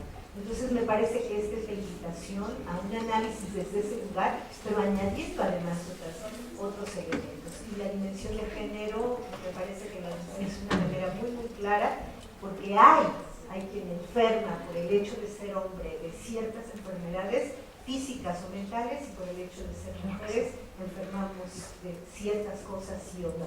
Atenderlo, mirarlo, venir a la Facultad de Psicología y decirlo, gracias. Quiero decir una cosa, yo entiendo que ustedes hacen una profesión que es diferente a la mía. Yo acudo a la terapia y a mí si mi terapeuta me respondiera, pues mira, esto es históricamente determinado, entonces puede que tengas y puede que no, y puede, o sea, que haga esta reflexión que yo hago, pues no iría. Uno va a ciertas profesiones a que le den respuestas, ¿no? Si ustedes son psicólogas de niños o les llega una madre para que les ayude con una cierta problemática, si usted le contesta, pues mire, ¿qué es la infancia? Bueno, se va a ir y no debe de ser. Entonces no todo, la interdisciplina no se trata de que uno haga todo, porque eso es imposible. Yo no le pido a un psiquiatra que haga eso. El psiquiatra tiene que responder de manera rápida y clara una serie de cosas, y corre un riesgo grandísimo al equivocarse, que no corro yo cuando me voy a mi oficina y digo, pero qué tarados son todos, ¿verdad? Pero lo que es muy importante es mantener los diálogos con otras áreas disciplinares y no cerrar la puerta y decir, usted no tiene derecho a opinar, porque las miradas externas aportan lugares de enunciación que no tenemos. Entonces, en ese sentido, la complejidad, uno no puede cargar con toda la complejidad, pero lo que sí puede es no cerrar de manera inmediata los oídos a una mirada que está generada desde otra perspectiva y diciendo, oye, tú fíjate en esto, porque la terapia, pasada cierto número de años, la terapia psicológica también enferma. Y eso también se comprueba. Uno no puede pasarse 20 años terapeándose, no puede ser. Eso también es iatrogénico, ¿no? Entonces, y echarse la bolita a los psiquiatras, a los psicólogos, a los psicoanalistas, y decir realmente quienes somos los dueños del fenómeno de lo emocional somos nosotros. Entonces, a mí me encanta que me abran espacios así, porque creo que solo en estos diálogos es posible que yo aprendo muchísimo, yo leo muchísimo de la psicología, porque ese es mi lugar de conocimiento. Los agradezco mucho.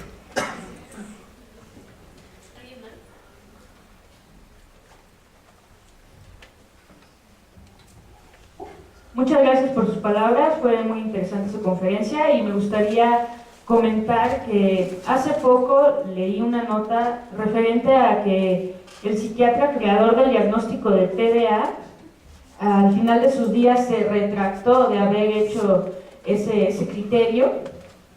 Y bueno, me parece que es algo muy importante que como psicólogos, sociólogos o personas que nos interesemos en la salud mental tengamos muy en cuenta que los diagnósticos son un conjunto de síntomas, bueno, se basan en un conjunto de síntomas, pero a fin de cuentas son un constructo. Exacto. Y en ese sentido hay que estar muy alertas, como usted nos vino diciendo constantemente, porque además cuando uno hace un diagnóstico desde el sitio del supuesto saber como profesional, ese diagnóstico sea o no válido, sea o no basado en algo supuestamente objetivo, ya está marcando a la persona. Y a veces hay diagnósticos que pudieran tener prejuicios para las personas, pudieran ser incluso más nocivos que el hecho de no tenerlos y procurar adaptarse o buscar sentirse mejor, vaya, de otras maneras. Entonces, bueno, sí es algo que creo que debemos de tener muy presente y estar en continua reflexión y análisis. Yo les recomiendo muchísimo el libro de Francis Allen de Saving Normal, porque además está escrito, es un inglés muy amigable, o sea, muy práctico, y explica una serie de cosas de manera es un libro de divulgación, pero es Francis Allen, pero es un libro de divulgación del señor que hizo el DSM-4, dijo, nunca jamás nos esperamos que fuera a tener esta injerencia y que se fueran a expandir los diagnósticos de esta manera, igual que en el TDA. Dijo, yo nunca pensé que esto explotaría de la manera que explotó. Ellos trataron en el DSM-4 y 4TR, tratan de poner una serie de candados y de todos modos les explota de maneras que nunca se habían imaginado, o sea, están horrorizados. Y si son los mismos que lo hicieron, pues de verdad léanlo, está muy interesante. Los intereses económicos.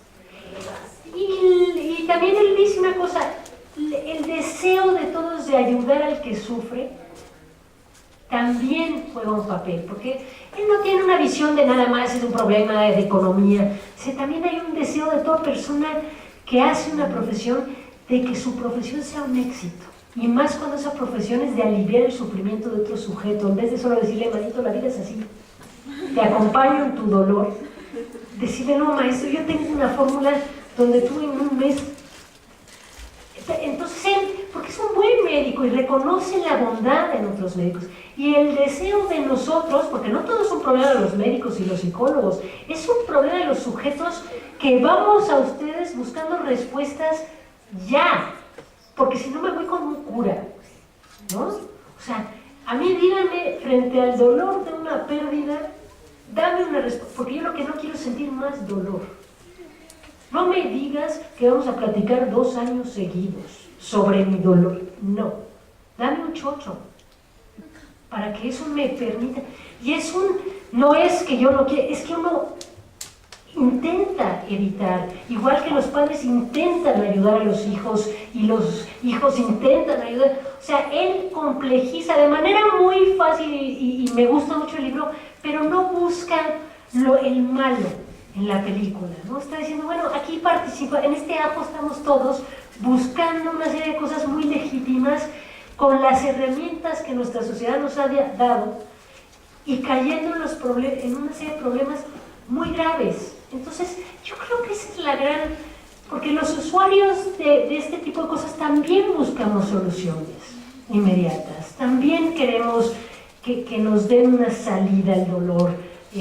Yo de verdad he ido toda la vida a los doctores buscando que alguien me dé la concentración de Einstein y un buen día yo pueda leer un texto en 2 horas sin levantar la vista, y cada vez que voy a un médico me creo que ese me va a dar una especie de nueva píldora. Es un gran sueño, me voy a morir con esta fantasía. Y lo pregunto al gastroenterólogo, a todos se los pregunto, es que yo tengo un problema. No lo hay, pero hay una impronta que si caes en manos de alguien que sí que se cree que tiene la solución, buena o malamente, te vuelve un sujeto de ese proceso medicalizante. Bueno, en primer lugar, me gustó mucho la conferencia, me gusta mucho su forma de pensar, creo que está muy bien parada en la realidad y no se va como a los extremos idealistas, nada. Y bueno, es un comentario más como una pregunta, como para una propuesta.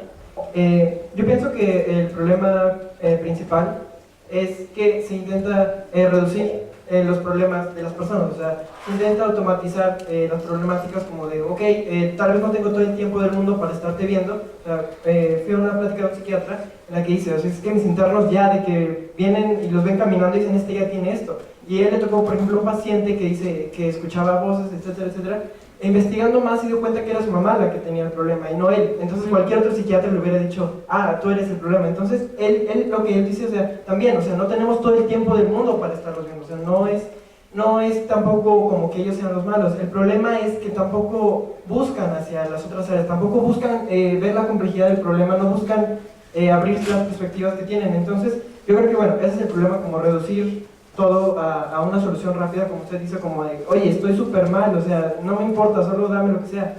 Y no hay realmente una complejización del problema. Y algo que yo pienso es, ¿cómo podemos llevar esto? O sea, tal vez aquí lo estamos hablando en los círculos académicos y la universidad y lo que sea, y podemos llegar a algo, aunque es muy difícil porque, o sea, seguimos parados, bien parados dentro de nuestras perspectivas, nos cerramos mucho, pero tal vez podemos hacer algo desde aquí adentro con actividades como esta, la conferencia, etc. El problema es cómo llevarlo allá afuera, cómo las personas van a salir de ese pensamiento reduccionista simple, cómo podemos nosotros realmente decirle, oye, espérame, tienes que ver esto y esto y esto. O sea, yo creo que si ni siquiera nosotros nos ponemos de acuerdo, ¿cómo podemos evitar eso? Te diría que las personas son mucho más versátiles e inteligentes que los profesionistas que vemos. Mira, Shoshana Berenson, que trabaja en el Instituto de Psiquiatría, cuyo nombre tampoco nunca me acuerdo, es como el CIE, que no más. Shoshana Berenson, les recomiendo muchísimo su trabajo. Tiene un trabajo en donde analiza los itinerarios terapéuticos de las personas, que es la gente que les llega y que les va contando todo lo que hace para resolver sus problemáticas de sufrimiento psíquico. Y la gente es mucho más plástica que los profesionales. Acude a psiquiatría, va a la terapia, se toma los chochos, tiene una percepción empírica de si le funcionan o no, o lo sigue o no, va y hace ejercicio, toma clases de yoga, se vuelve medio budista, habla con el cura, toma café. O sea, ellas van siguiendo los itinerarios de muchas de las pacientes y los pacientes, y tú te vas dando cuenta que tienen una visión mucho más amplia de su propio problema que el nuestro. Y no es que nosotros seamos ningunos tontos, es que nosotros tampoco podemos pasarnos ni todo el rato oyendo. Tenemos una visión mucho más amplia de los nuestros propios, probablemente una respuesta mucho más plástica a nuestros problemas emocionales que a los de los demás. Aquí hay constricciones de presupuesto, de tiempos, de horario, de trabajo. Ahora, por supuesto que el problema del tiempo en las sociedades occidentales modernas es brutal. Ya nadie puede convalecer. Yo me acuerdo, ¿alguien ha leído a Weber? Weber es un gran sociólogo que daba clases en Alemania y se pasaba 5 años sin dar clase porque había tenido una crisis emocional fuertísima. Claro, después de esos 5 años producía un libro que hoy en día es un megaclásico de la sociología, el protestantismo y el espíritu del capitalismo, y luego se pasaba otros 8 deprimido, y yo decía, bueno, ¿cómo este señor no lo corren? Claro, Weber es Weber, pero no era por eso, porque había toda una lógica de el mundo puede ser así, sí llega. Yo no te digo que los obreros alemanes vivieran esas vidas, ni mucho menos, esos trabajaban todos los días 12 horas, pero donde ciertos sujetos tenían cierta plasticidad para convencer que no existe hoy en día.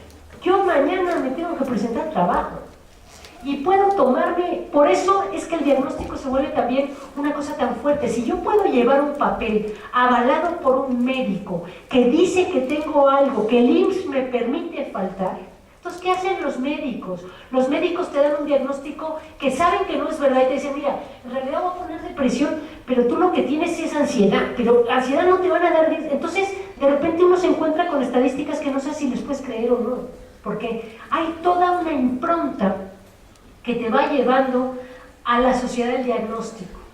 Si yo para faltar necesito un papel que diga tales cosas, entonces allí se generan una serie de prácticas muy problemáticas, pero el hecho es que uno no puede dedicarse a vivir su tristeza todos los días que necesite, y hay una parte que es mucho más vital, decir yo mañana me tengo que levantar, que decir me voy a permitir llorar mi divorcio, mi desgracia, la muerte de mi gato, y los próximos 3 meses, pues yo mi gato lo quise mucho, yo mi gato lo quiero muchísimo, se me va a morir, eso no me da derecho a no venir a la clase, ¿no?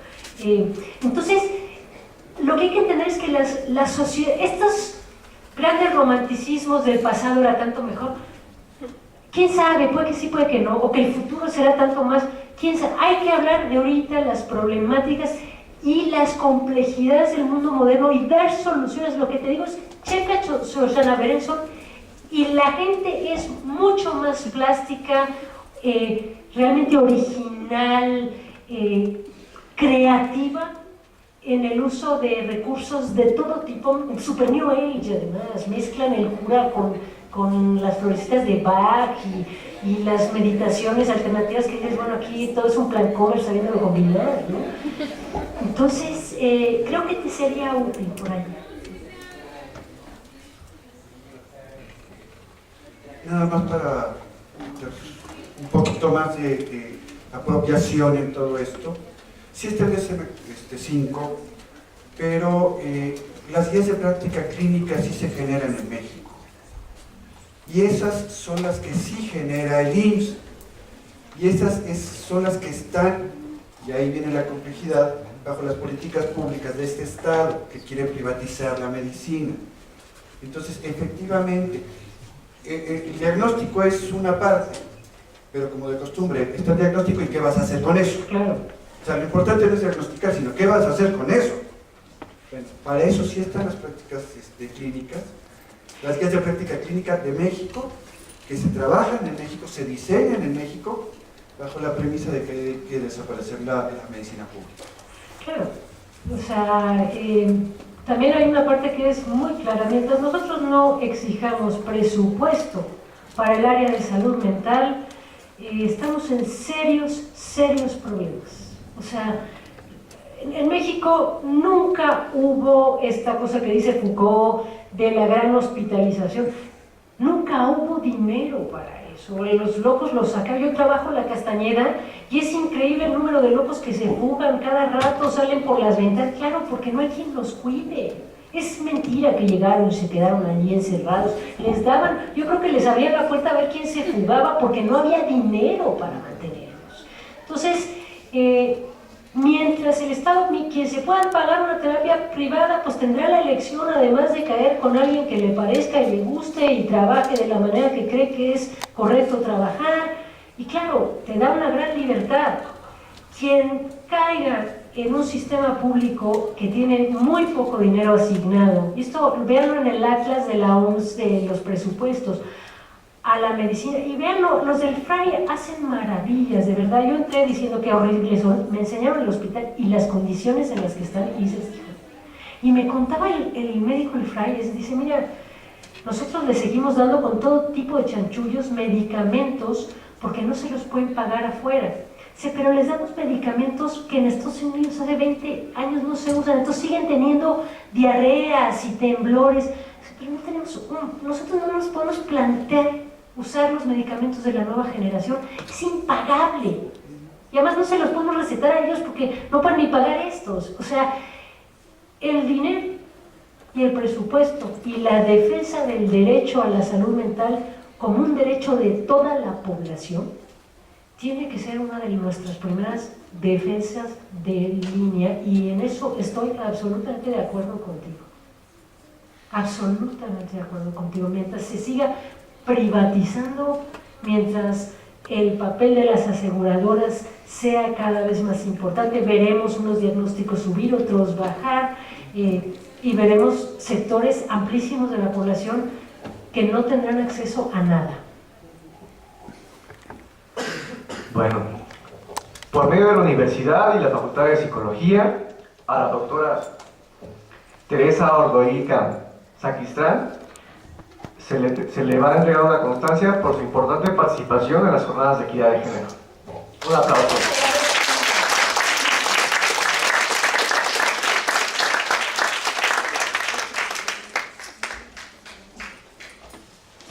Los esperamos mañana.